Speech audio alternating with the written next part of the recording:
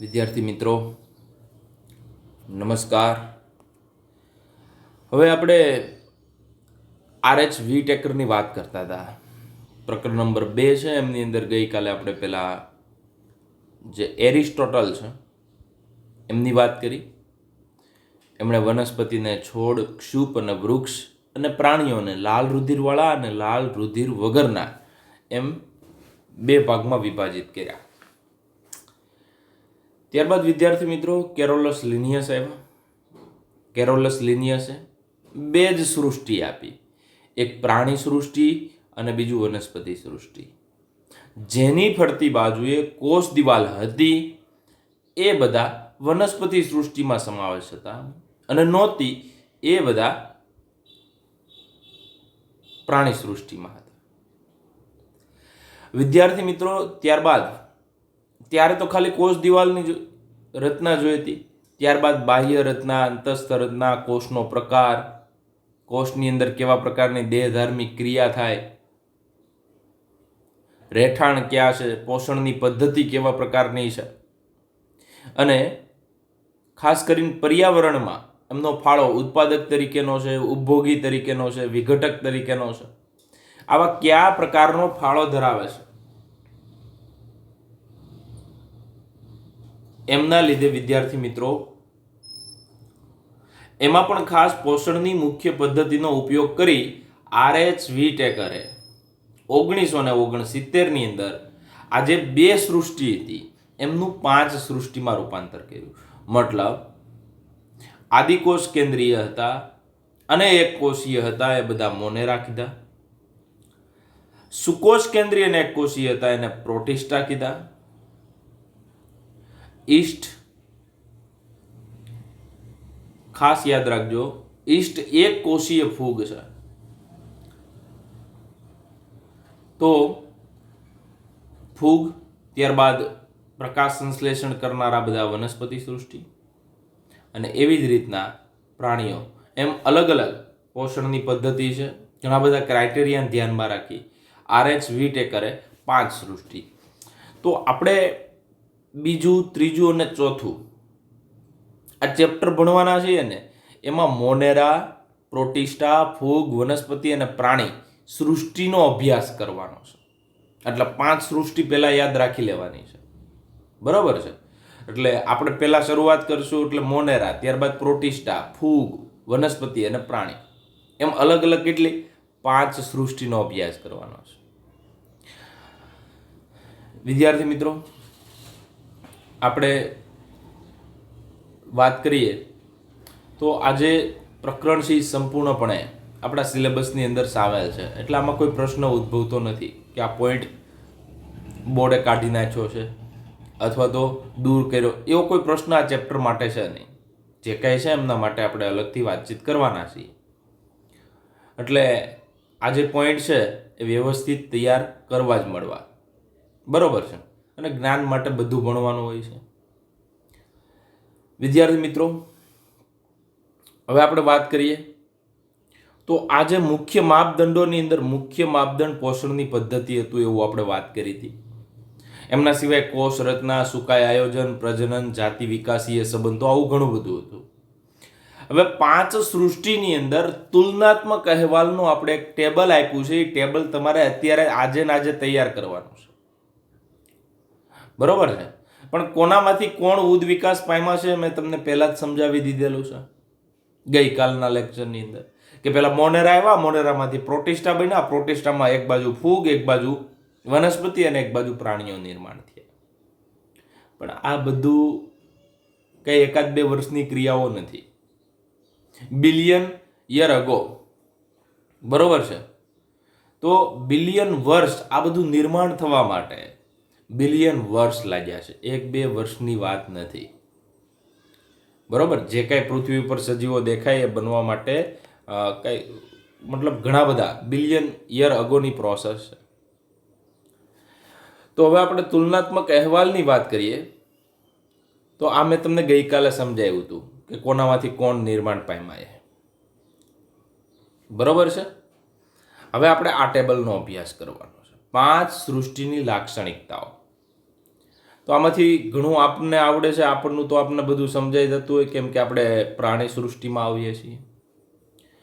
તો વિદ્યાર્થી મિત્રો ખાસ યાદ રાખજો કે પહેલું છે આ બાજુ લક્ષણો લીધા. પહેલો કોષનો પ્રકાર. પહેલો કોષનો પ્રકાર છે. કોષનો પ્રકાર એટલે કે અહીંયા તમને 5 સૃષ્ટિ આપી, આ મોનેરા, પ્રોટિસ્ટા, ફૂગ, વનસ્પતિ અને પ્રાણી સૃષ્ટિ. આ બાજુ તમને બધા લક્ષણો આપ્યા છે. કોષનો પ્રકાર છે, કોષ દિવાલ કોની બનેલી છે, કોષ કેન્દ્ર પટલ હાજર છે. તો 2 વસ્તુ તો હું તમને સામાન્ય રીતે યાદ રહી જાય એમની વાત કરું, બરોબર છે. 2 વસ્તુ અત્યારે ને અત્યારે તમને યાદ રહી જશે. જો મોનેરા એક જ કેવા છે, તો કે મોનેરા એક જ આદિકોષ કેન્દ્રીય છે. અને આદિકોષ કેન્દ્રીય હોય ને તો એની અંદર કોષ કેન્દ્ર પટલ ગેરહાજર હોય, એ 2 ભેગું આવે. તો 2 આવડી ગયા. બાકીના બધા જો કેવા છે, સુકોષ કેન્દ્રીય અને કોષ કેન્દ્ર પટલ હાજર. તો સુકોષ કેન્દ્રની વ્યાખ્યા અને આદિકોષ કેન્દ્રની વ્યાખ્યા એ તમને હવે ખબર છે કે કોષ કેન્દ્રની ફરતે કોષ કેન્દ્ર પટલ હાજર હોય તો સુકોષ કેન્દ્રી, ગેરહાજર હોય તો આદિકોષ કેન્દ્રી. તો અહીંયા ગેરહાજર છે એટલે આદિકોષ કેન્દ્રી, અહીંયા હાજર છે એટલે સુકોષ કેન્દ્રી, સુકોષ કેન્દ્રી, સુકોષ કેન્દ્રી અને સુકોષ કેન્દ્રી. તો કોષનો પ્રકાર અને કોષ કેન્દ્ર પટલ એટલે 3 પેલા મુદ્દા છે ને એ કોષ આધારિત છે. જો આ કોષ પ્રકાર અને કોષ કેન્દ્ર પટલ 2 આવડી ગયા. મોનેરા એક જ આદિકોષ કેન્દ્રીય છે. બાકી 4 સૃષ્ટિ કેવી છે, સુકોષ કેન્દ્રી, જે ગઈકાલે વાત કરી હતી. તો મોનેરામાં બેક્ટેરિયા સમાવેશ થાય, પ્રોટિસ્ટામાં તમને કદાચ ખબર હશે અમીબા છે, પેરામિશમ છે, યુગ્લિના છે, આવા બધા સમાવેશ થાય. ફૂગની અંદર મેં તમને વાત કરી હતી પેનિસિલિયમ, રાઇઝોપસ, બરોબર, એસ્પરજિલસ નાઇજર, ઈસ્ટ. તો આવી ઘણી બધી ફૂગ છે. એ well known example mushroom, bread ઉપરની, અથાણા ઉપરની ફૂગ છે. આ બધું કોની અંદર, ફૂગ સૃષ્ટિમાં સમાવેશ. વનસ્પતિમાં તમને ખબર છે દ્વિઅંગી, ત્રિઅંગી, અનાવૃત અને આવૃત બીજધારી, એકદળી, દ્વિદળી, એ બધી વનસ્પતિ સૃષ્ટિમાં. પ્રાણીઓમાં સછિદ્રથી લઈ, બરોબર છે, સછિદ્ર હોય, કોષ્ઠાંતરી હોય, નુપૂરક હોય, સૂત્રકૃમિ હોય, પૃથુકૃમિ હોય, સંધિપાદ હોય, બરોબર છે. એમના સિવાય ચતુષ્પાદ, ઉભયજીવી, સસ્તન, વિહગ, મત્સ્ય, ચુષ્મુખા, જે કઈ બધા પ્રાણીઓ છે એ બધા પ્રાણી સૃષ્ટિમાં સમાવેશ પામે, જે ધોરણ 9 ની અંદર તમે થોડો ઘણો અભ્યાસ કરી ગયા છો. હવે ખાસ યાદ રાખજો, જે બોલું ને એ તમારા બુક પ્રમાણે સુધારો કરવો હોય તો પણ કરજો. થોડો સુધારો હશે કેમ કે આ ઓલ્ડ બુકનું છે, તમારે નવી બુકનું જોવું પડશે. હવે આજે કોષ દિવાલની વાત કરું છું. કયા પોઈન્ટ ઉપર ફોકસ કરું છું, તો કે કોષ દિવાલ ઉપર. તો મોનેરા છે ને, મોનેરા એમની કોષ દિવાલ સેલ્યુલોઝ વગરની. સેલ્યુલોઝ તમે બધાએ જોયું છે, તમે જે કાગળ ઉપર લખો છો ને એ સેલ્યુલોઝ છે, બરોબર છે ને. કોટનનું કપડું કયો એ સેલ્યુલોઝ છે, બરોબર. અથવા તો આપણે કહીએ રૂ પણ સેલ્યુલોઝ છે. કાષ્ઠમાં પણ શું હોય છે, સેલ્યુલોઝ. તો સેલ્યુલોઝ વગરની કોષ દિવાલ, તો મોનેરાની કોષ દિવાલ છે એ પોલિસેકેરાઇડ પ્લસ અમીનો એસિડની બનેલી છે. કોની બનેલી છે, પોલિસેકેરાઇડ પ્લસ અમીનો એસિડ. એમનું નામ છે પેપ્ટિડોગ્લાયકેન. એટલે આ પેલું જે બોક્સ છે ને એમાં તમારે લખવાનું પેપ્ટિડોગ્લાયકેન. શું લખવાનું, પેપ્ટિડોગ્લાયકેન. તો મોનેરા સૃષ્ટિ જ્યારે ભણાવીશ ત્યારે ડિટેલમાં સમજાવીશ કે પેપ્ટિડોગ્લાયકેન એટલે શું. 2 વર્ષ સુધી યાદ રાખવાનો છે આ પોઈન્ટ, કે મોનેરાની કોષ દિવાલ પેપ્ટિડોગ્લાયકેનની બનેલી હોય છે. એટલે પોલિસેકેરાઇડ પ્લસ અમીનો એસિડની બનેલી હોય, 2 ભેગા થાય ને એટલે પેપ્ટિડોગ્લાયકેન બનાવે. રેડી. તો પહેલી કોષ દિવાલ. બીજું આ પહેલાની કોષ દિવાલ. બીજાની પ્રોટિસ્ટા, કેટલાકમાં હાજર કેટલાકમાં ગેરહાજર. અમીબા છે તેમની અંદર ગેરહાજર છે, અમુક એવા છે તો એમની અંદર હાજર છે. તો પ્રોટિસ્ટા અમુકમાં હાજર અમુકમાં ગેરહાજર, એટલે કેટલાકમાં હાજર એવો શબ્દ લખ્યો છે. ફૂગ છે તો અહીંયા ફૂગમાં સેલ્યુલોઝ વગરની, પણ કોની બનેલી, તો અહીંયા લખી નાખજો, 2 શબ્દ લખજો, ફંગસ સેલ્યુલોઝ. શું લખવાનું, ફંગસ સેલ્યુલોઝ. ફંગસ સેલ્યુલોઝનું બીજું નામ છે કાઇટિન. શું બીજું નામ છે? કાઇટિન. તો ફૂગની કોષ દિવાલ કાઇટિનની બનેલી. એ પણ આખી જિંદગી યાદ રહી તો આખી જિંદગી, નહીં તો 2 વર્ષ તો યાદ રાખવાનું જ છે. તો ફૂગની કોષ દિવાલ કાઇટિનની બનેલી હોય છે. વનસ્પતિની સેલ્યુલોઝની બનેલી હોય છે. કોની બનેલી હોય છે? સેલ્યુલોઝની. અને આપણામાં કોષ દિવાલ ન હોય તો તમને ક્યારેય પણ પ્રશ્ન પૂછે કે આરબીસીની કોષ દિવાલ કોની બનેલી, તો કે નો જ હોય, તો બનેલી જ ન હોય. તો કોષ દિવાલ મોનેરાની કોષ દિવાલ સેલ્યુલોઝ વગરની એટલે કે પેપ્ટિડોગ્લાયકેનની બનેલી, જે પોલિસેકેરાઇડ અને અમીનો એસિડનું બનેલું છે. આમ જોઈએ તો નામ અને નાગ N-એસિટાઇલ મ્યુરામિક એસિડ અને N-એસિટાઇલ ગ્લુકોઝમાઇન પ્લસ પેન્ટાપેપ્ટાઇડ ચેન હોય છે, 5 અમીનો એસિડની શૃંખલા હોય છે. પ્રોટિસ્ટામાં અમુકમાં હાજર અમુકમાં ગેરહાજર. ફૂગમાં મેં તમને વાત કરી એમ કાઇટિનની ધોરણ 12 ની અંદર ઉપયોગી છે. વનસ્પતિની સેલ્યુલોઝની અને પ્રાણી સૃષ્ટિ છે તો એમની અંદર ગેરહાજર હોય છે. ત્યારબાદ આ જોઈ લ્યો, આ 3 પૂરા થયા. ચોથું ભણવાનું છે દૈહિક આયોજન. શરીર કઈ રીતના ગોઠવાયેલું છે? મોનેરા છે ને તો એ કોષ જ આખું જીવ તરીકે કામ કરે, મતલબ કોષીય. શરીરનું આયોજન કેવું? તો કે કોષીય પ્રકારનું છે. પ્રોટિસ્ટા પણ કોષીય. દાખલા તરીકે અમીબા તો એક કોષ, પેરામિશિયમ તો એક કોષ. એક કોષ જ છે, એ જીવ છે. તો દૈહિક આયોજન મોનેરા અને પ્રોટિસ્ટાનું બંનેનું કોષીય પ્રકારનું છે. ત્યારબાદ ફૂગ છે તો ફૂગની અંદર બહુકોષીય અને શિથિલ પેશી, છૂટાછવાયા કોષો છે. બરોબર છે. તો બહુકોષીય ફૂગ અલગ પ્રકારનું છે થોડું, એટલે ફૂગ બહુકોષીય અને શિથિલ. જ્યારે વનસ્પતિ સૃષ્ટિમાં તમે પેશી જોઈ હશે, દાખલા તરીકે જલવાહક પેશી, અનવાહક પેશી, અને અંગ પણ જોયું હશે. મૂળ પ્રકાર પણ અંગ છે, અંગ તંત્ર નથી. ક્યાંય તમે જોયું વનસ્પતિ હોય, લીમડો હોય ને એમાં પાચન તંત્ર હોય, ચેતાતંત્ર હોય, ઉત્સર્જન તંત્ર હોય, એવા તંત્ર ન હોય. તો પેશી અને અંગ સુધી ક્યાં જોવા મળે? તો કે વનસ્પતિ સૃષ્ટિમાં. પરંતુ પ્રાણી સૃષ્ટિમાં અંગ તંત્ર સુધી, એટલે પેશી ભેગી મળી અંગ બનાવે ને અંગ ભેગી અંગ તંત્ર, જે તમને પહેલા પ્રકરણની અંદર મેં સમજાવ્યું છે. તો મોનેરા અને પ્રોટિસ્ટા બંને કોષીય પ્રકારનું આયોજન ધરાવે છે. ખાસ યાદ રાખજો, મોનેરા અને પ્રોટિસ્ટા બંને કોષીય પ્રકારનું. ફૂગ છે એ બહુકોષીય એટલે એક કરતા વધારે કોષોની બનેલી છે અને શિથિલ પેશી ધરાવે. પેશી જ ધરાવે છે. પેશી અને અંગ કોણ ધરાવે? વનસ્પતિ સૃષ્ટિ. પેશી અંગ ને અંગતંત્ર કોણ ધરાવે? પ્રાણી સૃષ્ટિ. એમ યાદ રાખવાનું છે. ત્યારબાદ ખાસ સમજવા જેવો પોષણની પદ્ધતિ, જે આનો મુખ્ય મુદ્દો છે, મુખ્ય આધાર છે. એના આધારે તો આ 5 સૃષ્ટિનું નિર્માણ થયું છે. તો મોનેરામાં આપણે ટોટલી કેવા છીએ? આપણે ટોટલી પેલા આપણું જો પ્રાણી સૃષ્ટિ એટલે થોડુંક સમજાય. વિષમપોષી. વિષમપોષી એટલે શું?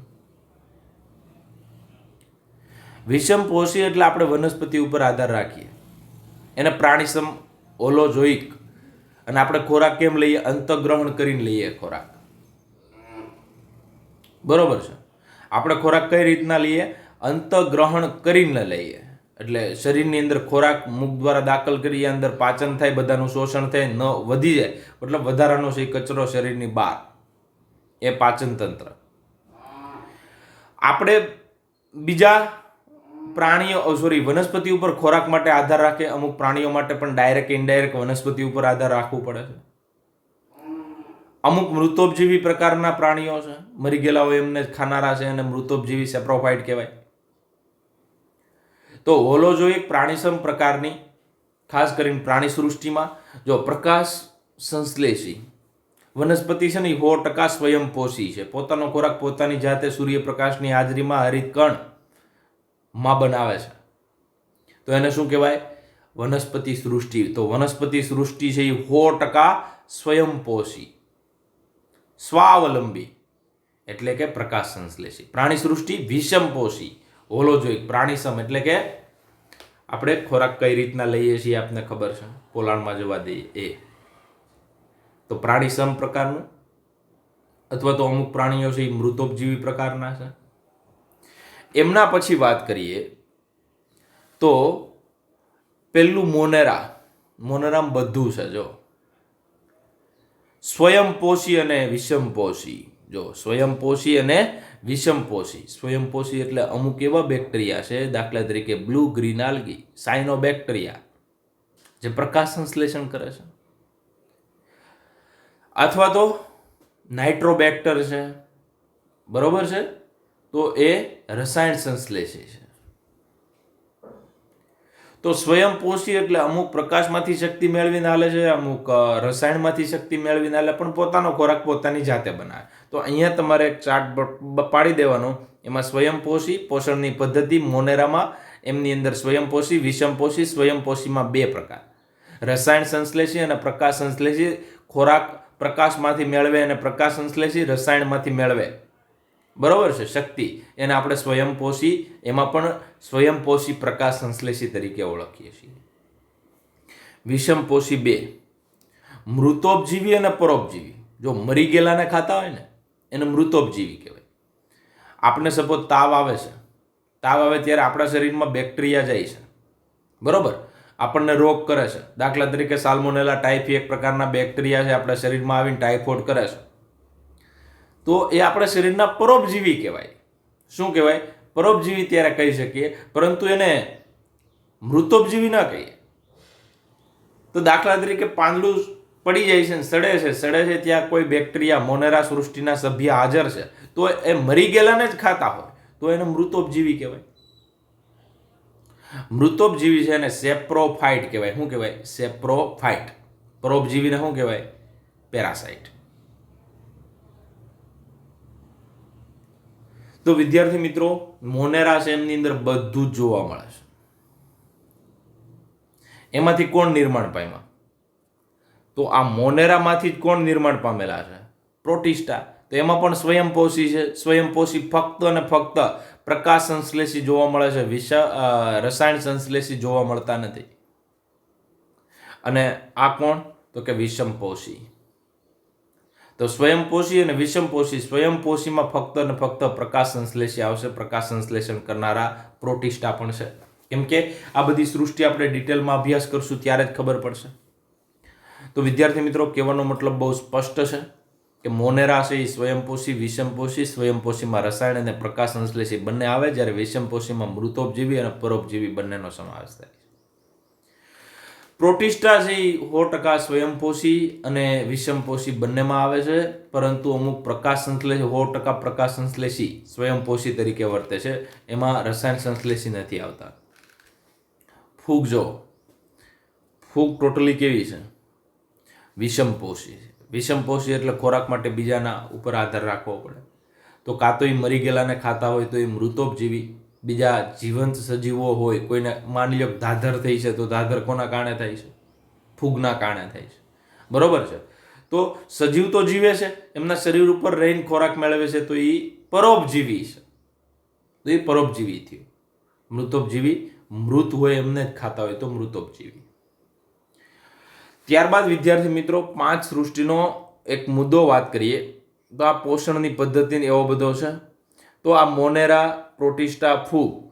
તો એમાં મોનેરા છે, એ મોનેરાના અમુક સભ્યો જે મૃતોપજીવી અને પરોપજીવી છે એ વિઘટકો તરીકે કામ કરે છે, બરોબર છે.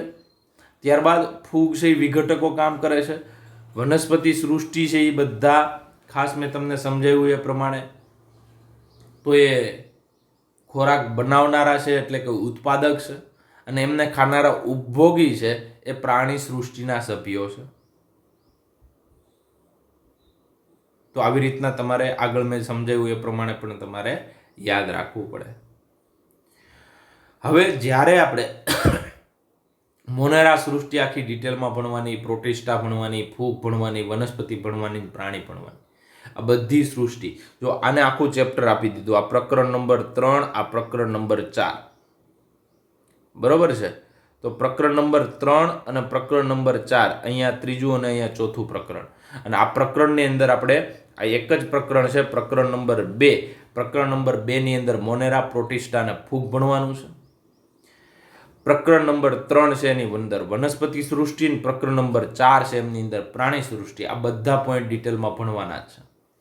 બરોબર છે? તો જ બધું ખબર પડે, બાકી કંઈ ખબર પડે નહીં. તો વિદ્યાર્થી મિત્રો, અહીંયા આપણે આ 5 સૃષ્ટિ છે એમની વાત કરી. જો આ 5 સૃષ્ટિના સભ્યો, તો પેલું તમે જોવો ને તો આ મોનેરા છે, બેક્ટેરિયા. આ પ્રોટિસ્ટા એટલે જો અમીબા દોર્યું છે. પ્લાન્ટી, આ અંગ્રેજી શબ્દ છે એટલે પ્લાન્ટ, એમાં વનસ્પતિનો સમાવેશ થાય. ફંજાઈ એટલે કે ફૂગ, મશરૂમ છે. એમના સિવાય ઘણી બધી ફૂગ છે, એમની આપણે વાત કરવાની છે. ત્યારબાદ એનિમલ, એમાં પતંગિયું મૂક્યું, પણ ઘણા બધા એનિમલ છે એમનો સમાવેશ થાય છે. એ તો આપણે સૃષ્ટિ આગળ ભણશું એટલે ખબર પડશે કેટલા પ્રાણીઓ હોય છે. નામ યાદ રાખવા મુશ્કેલ થાય એવું પણ હોઈ શકે. હવે કાર્લ વુઝ નામનો વૈજ્ઞાનિક, કયો વૈજ્ઞાનિક વિદ્યાર્થી મિત્રો? Carl Woese. તો એમણે ત્રિક્ષેત્રીય વર્ગીકરણ આપ્યું. કોણે? Karl whose. કાર્લ વુઝ નામના વૈજ્ઞાનિકે ત્રિક્ષેત્રીય એટલે ઉપર જે 5 સૃષ્ટિ હતી ને, એમને થોડું ઘણું એમને 6 સૃષ્ટિ કરી નાખી અને 3 ક્ષેત્ર આપી દીધા. તો ત્રિક્ષેત્રીય વર્ગીકરણ પદ્ધતિ પણ પ્રસ્થાપિત કરવામાં આવી. કોના દ્વારા? તો કે કાર્લ વુઝ દ્વારા. જો ત્રિક્ષેત્રીય 3 ક્ષેત્રની વાત છે, ક્ષેત્રની અંદર સૃષ્ટિ ઘણી બધી હોઈ શકે, એવું કઈ જરૂરી નથી કે એક જ સૃષ્ટિ હોય. ઘણીવાર એક પણ હોય, ઘણીવાર 4 પણ હોય. તો આ સૃષ્ટિ મોનેરાને, જો અહીંયા તમને દેખાશે નીચે, મોનેરા છે ને, મોનેરા એને 2 ક્ષેત્રમાં વિભાજિત કરી. એક તો આર્કિયા બેક્ટેરિયા અને યુ બેક્ટેરિયા. આર્કિયા એટલે વિપરીત પરિસ્થિતિમાં જીવનારા બેક્ટેરિયા, દાખલા તરીકે મિથેનોજન, મિથેન પેદા કરે. થર્મોફાઇલ એટલે ખૂબ જ ગરમીમાં રહી શકે. થર્મો એસિડોફાઇલ એટલે એસિડિક પરિસ્થિતિ અને ગરમી બંનેમાં રહી શકે. સાયક્રોફાઇલ એટલે કે નીચા તાપમાને રહી શકે. બેરોફાઇલ એટલે ઊંચા દબાણે રહી શકે.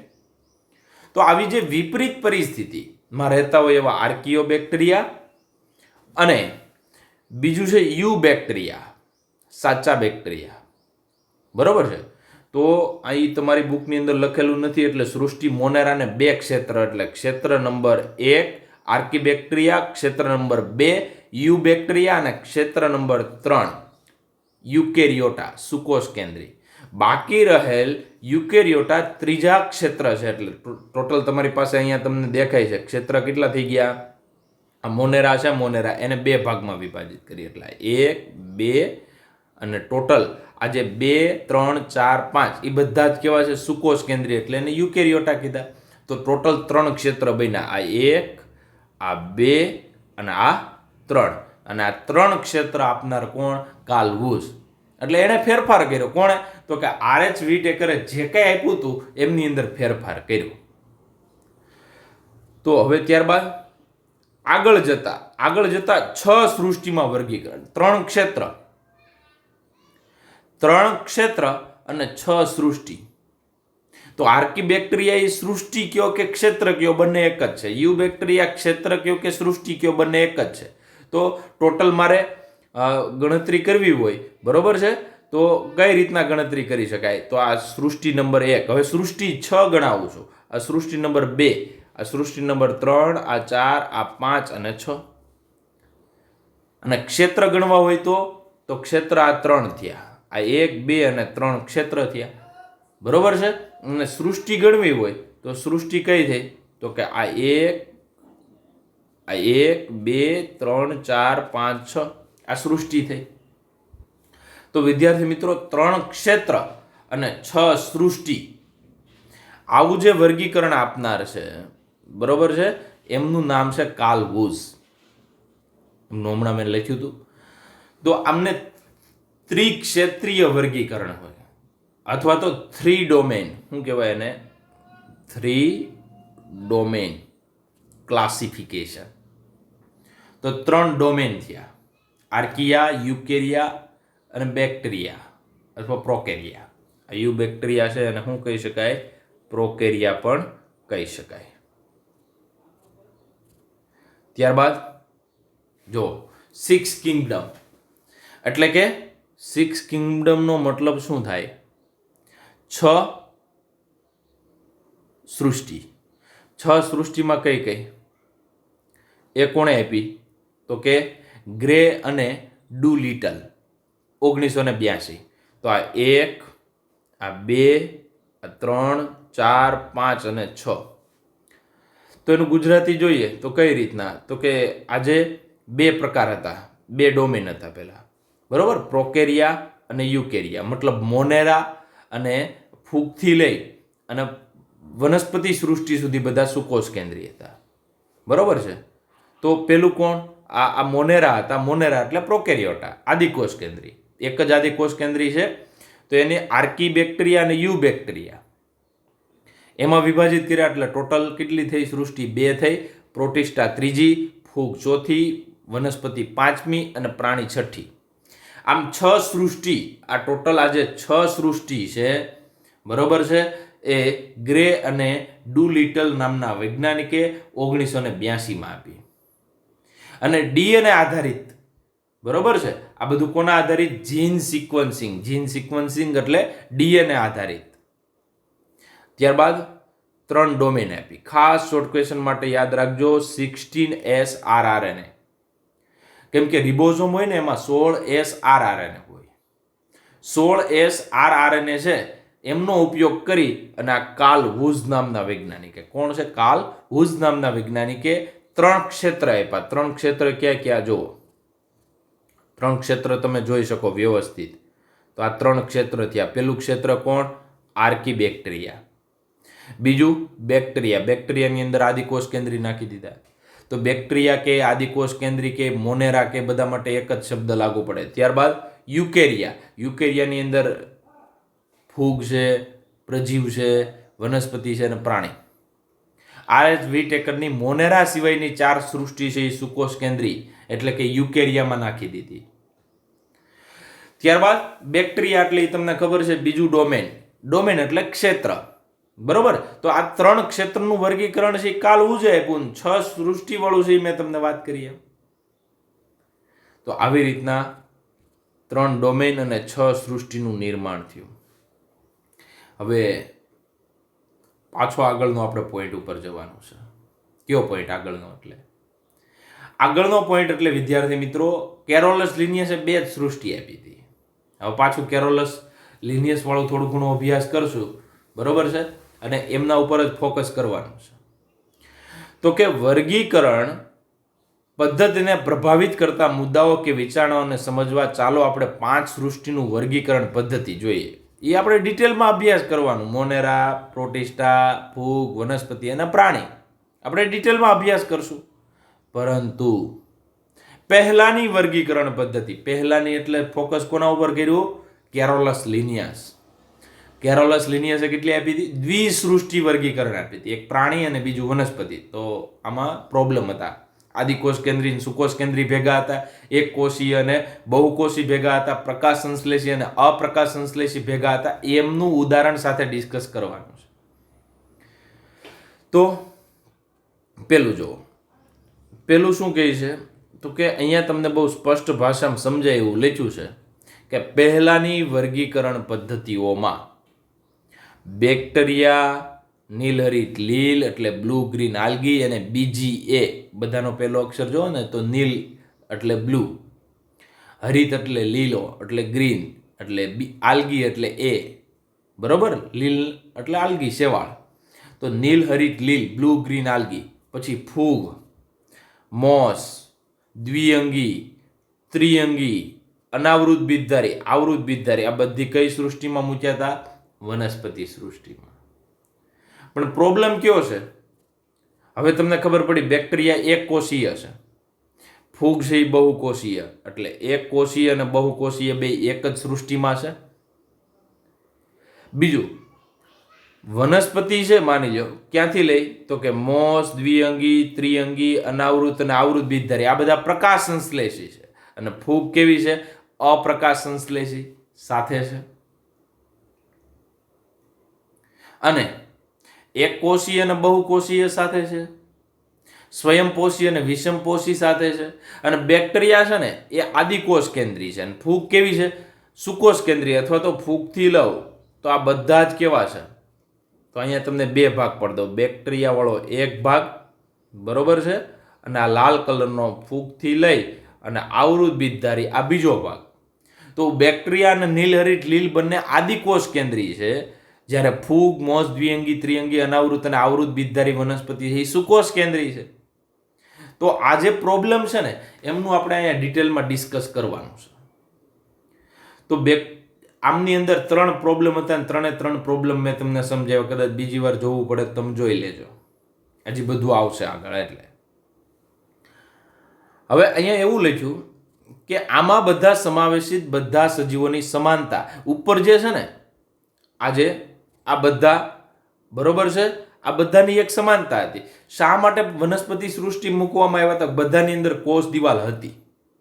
કોષ દિવાલ છે એટલે વનસ્પતિ સૃષ્ટિ, કોષ દિવાલ નથી એ બધા પ્રાણી સૃષ્ટિ. આવું કોણે ધ્યાનમાં રાખ્યું હતું?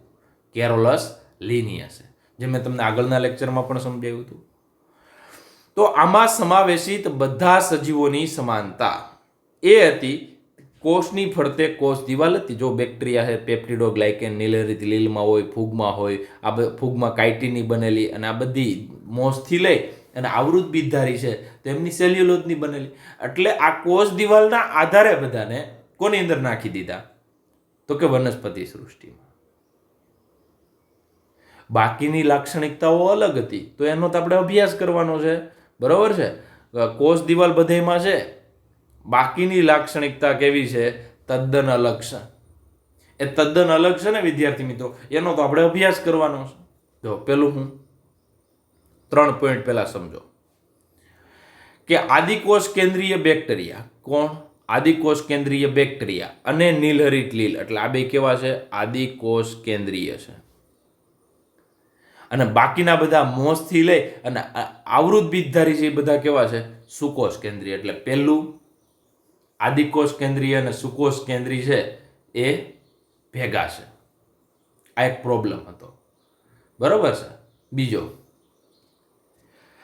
એક કોષીય અને બહુકોષીય સજીવો પણ સમૂહમાં સાથે લાવે છે.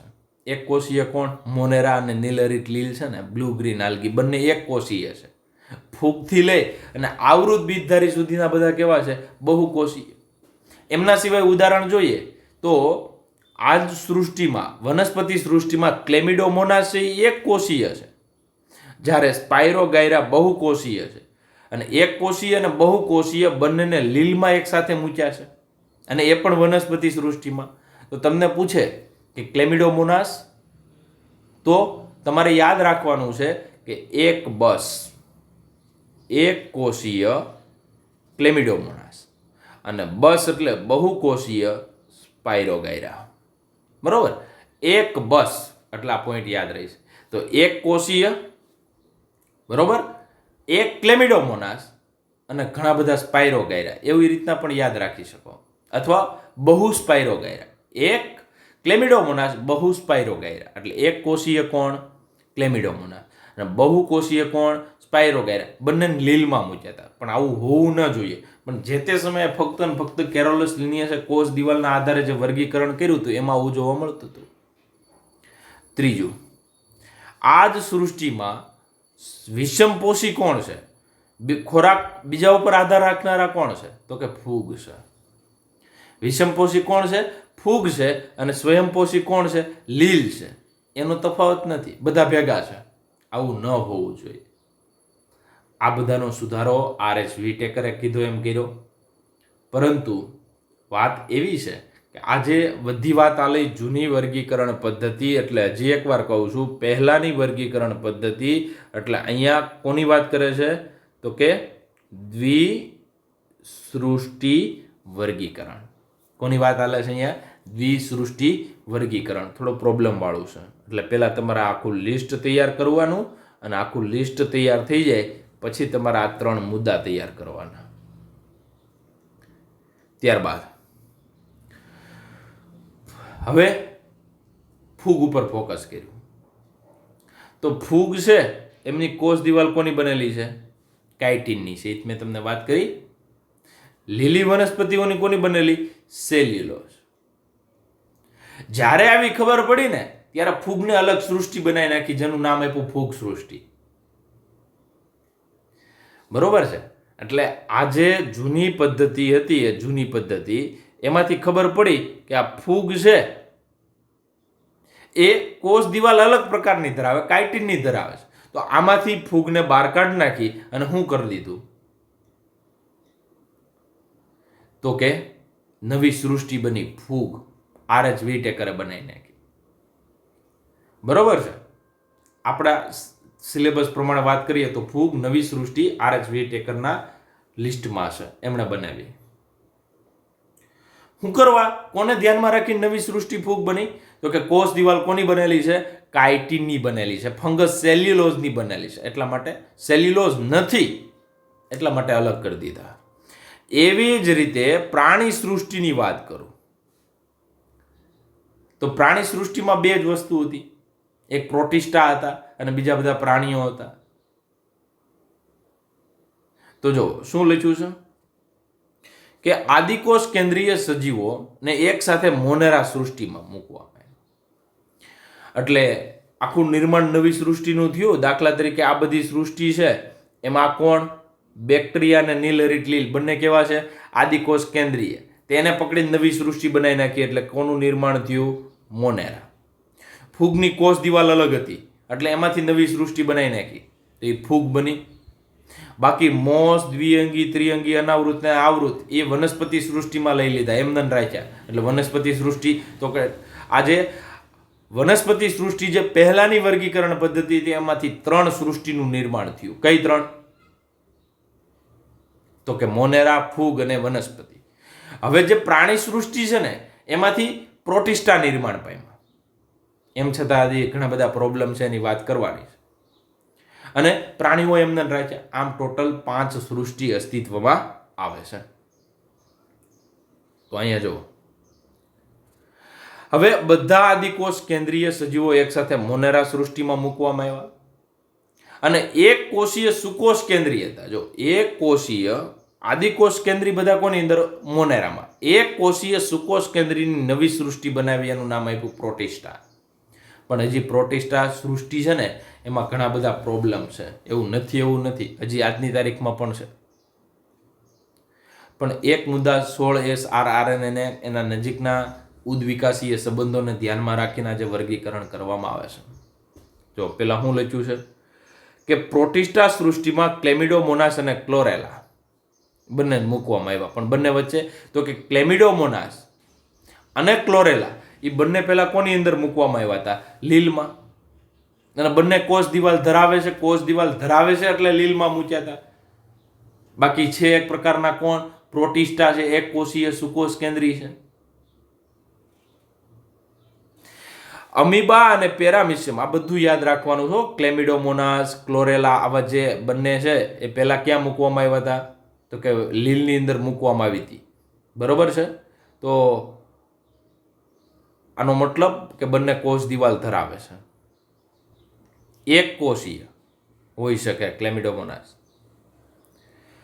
તો હવે અમીબા અને પેરામિશિયમની વાત કરું તો પહેલા તેમને પ્રાણી સૃષ્ટિ મૂકવામાં આવ્યા હતા. બંને કોષ દિવાલ ધરાવતા નથી એટલે એમાંથી ઉપાડીને ક્યાં? પ્રોટિસ્ટામાં મૂકી દીધા.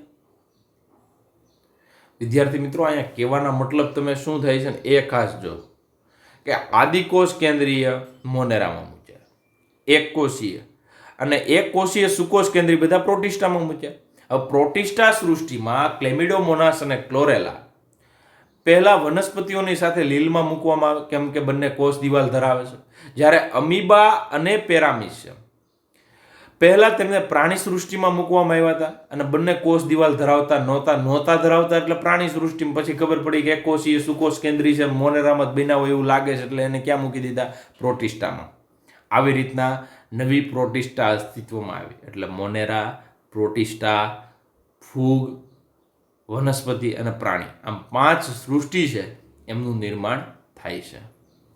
તો આ પોઈન્ટ છે, એ 2 વાર વાંચવો પડે તો વાંચવો. હવે વર્ગીકરણ માટેના ધોરણો કે માપદંડો બદલવાથી આવું બન્યું. કેમ કે માપદંડો બદલા. આપણે એક કોષીય, સુકોષ કેન્દ્રી, પ્રકાશ સંશ્લેષણ કરનારા છે, કોષ દિવાલ છે કે નહીં, આવા બધા માપદંડો આપણે અલગ ધ્યાનમાં લીધા. અને ઉદ વિકાસીય સંબંધો, ઉદ વિકાસ એટલે કોનામાંથી કોણ નિર્માણ પામ્યા છે એ પણ આપને ખબર પડતી ગઈ. એટલે આપણી સમજણ છે એમાં સુધારો થયો અને બદલાવ લાવ્યા. આવી રીતના ભવિષ્યમાં પણ જ્યારે પણ બદલાવ થશે તો આપણે સુધારો કરી નાખશું. મતલબ જ્યારે પણ આવો આપણે સમજણમાં સુધારો થશે ત્યારે આવો બદલાવ કરવો પડે. તો આવી રીતના 5 સૃષ્ટિ છે એમનું નિર્માણ થયું.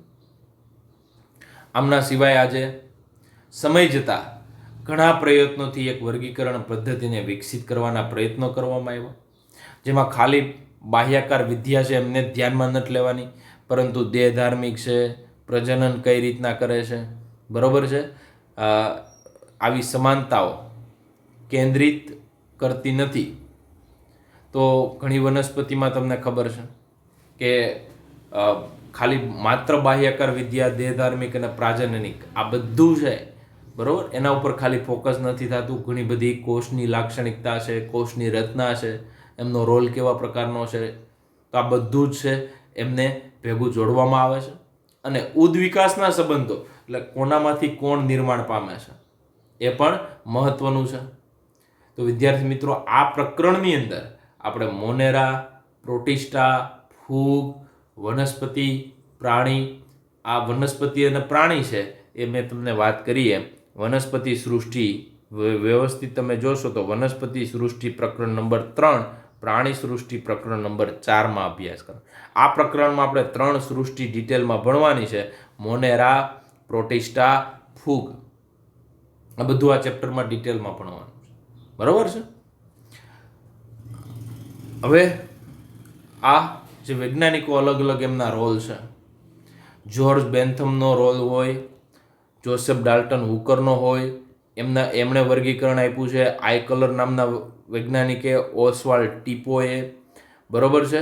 એમના સિવાય 5 સૃષ્ટિઓની અંદર શું કોને કહેવા માગે છે, આ 3 ડોમેન આજે ભણ્યા હતા. 3 ડોમેન, 3 ક્ષેત્ર હતા. એ આરએનએના આધારે કર્યું હતું: આર્કિયા, બેક્ટેરિયા અને યુકેરિયા. એટલે ટોટલ 6 સૃષ્ટિ આવી રીતના તમારે લખવું હોય તો આ 1, આ 2, આ 3, આ 4, આ 5 અને 6 સૃષ્ટિ અને 3 ડોમેન એટલે આર્કિયા, બેક્ટેરિયા અને યુકેરિયા. આ 3 ડોમેન થયા જે કાર્લ બુઝ નામના વૈજ્ઞાનિકે આપ્યું છે. તો વિદ્યાર્થી મિત્રો, આવી જે કંઈ વધારાની સૃષ્ટિ છે એ આપણે નેક્સ્ટ લેક્ચર છે એમની અંદર આપણે જોવાના છીએ, બરોબર છે. ડિટેલમાં આપણે એમનો અભ્યાસ કરવાના છીએ અને ત્યારબાદ આપણે મોનેરા છે એ શરૂ કરવાના છીએ. મોનેરા એટલે બેક્ટેરિયા. બહુ ડિટેલમાં આપણે એમનો અભ્યાસ કરવો છે, બરોબર છે. તો આમાં પ્રકરણ નંબર જે 7, 8, 9, 10 એમાંથી 8મું છે ને કોષ રચના, એમની અંદર પણ આદિકોષ કેન્દ્રીય આવે છે. તો એ પોર્શન પણ આમની અંદર સમાવેશ કરી લઈશ જેથી તમને વધારે ખ્યાલ આવે, બરોબર છે. એટલે એમનો એક પોઈન્ટ છે આમની અંદર કવર થઈ જશે, એ પણ ચાલી ગયું એમ જ ગણાશે, બરોબર. એ 3, 8, 9, 10 ત્રણેય સંપૂર્ણ રીતે ચેપ્ટર છે એ રાખેલા છે. એટલા માટે આ ખાસ આપણે તૈયાર કરવાનું રહેશે. વિદ્યાર્થી મિત્રો, આપણે આજે પોઈન્ટ જેમ ભણાવતો જાઉં એમ એ જ દિવસે આજે ભણાવ્યું હોય તો આજે કોઈ પણ રીતે આજે ને આજે તૈયાર કરી નાખો તો ભવિષ્યમાં તમારા માટે ઘણું બધું સારું રહેશે, બરોબર છે. Thank you.